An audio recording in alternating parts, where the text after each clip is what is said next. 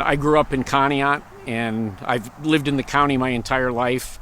I know most of the people, and I really believe their heart's in the right place. There just has not been clear leadership in this area until recently.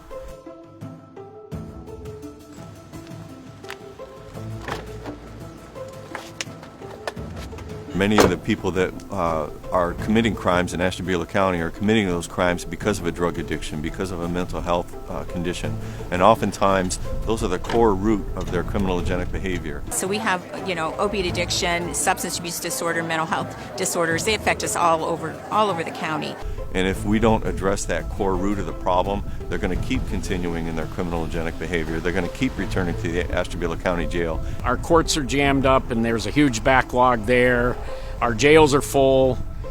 We're transporting mental health patients and addicted patients routinely. It's time to fix the problem. The Ashtabula County Jail currently has a 77% recidivism rate. What that means is 77% of the inmate population is returning to jail within 1 year. That's unsustainable. And about 85 to 90% of our individuals with a severe and persistent mental illness or a severe mental illness also have a co-occurring drug and alcohol diagnosis. They're all in with each other, and if you don't get better on your own, you come out worse than you went in. Inmates suffering from a medical or a mental health crisis, we only have one room that's available to accommodate them. So when we have more than one inmate who's suffering from the same crisis, we have to use interview rooms in which to house them. We have to put a mattress on the floor for them. They're shackled by the ankle to one of those benches, limiting their movement and preventing them from causing self-harm. But the problem is this tends to make an inmate's condition worse as opposed to making it better. Because of our overcrowded situation, because of the lack of separate housing units, we frequently have to house drug dealers with drug users. So what we're doing is we're turning those drug users into drug dealers, educating them in a criminal lifestyle as opposed to having the opportunity to educate them in a successful lifestyle. As COVID eased up, we had more suicides, we had more alcohol-related and drug-related ambulance calls. We're also seeing a resurgence in methamphetamine and even crack cocaine.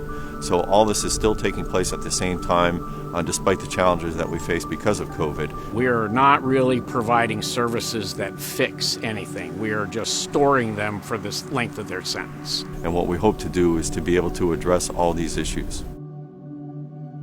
I believe this is the time. Issue 1 will provide us with a new jail with adequate space to house the appropriate number of inmates who are currently committing crimes, but at the same time it's going to provide us with an adequate space to provide programs, to provide classes, to provide opportunities for those inmates while they're serving their time, so that when they're released, they're not continuing in that same cycle of crime. That's really the goal. Getting folks into treatment, whether they're in the jail or whether they're in the community, getting them into treatment is the goal so that they can go back to being successful members of the community. We can actually help the people while they're serving their debt to society and release them back into the community, having served that debt to society in a better place than they were when they came into the jail. I think our entire community are good people. The majority of people within this community want to help other people. They want to see the lives of other people improve. And what we hope to accomplish upon passage of Issue 1, that we can start to have a positive impact on our community and start to turn this difficult situation around.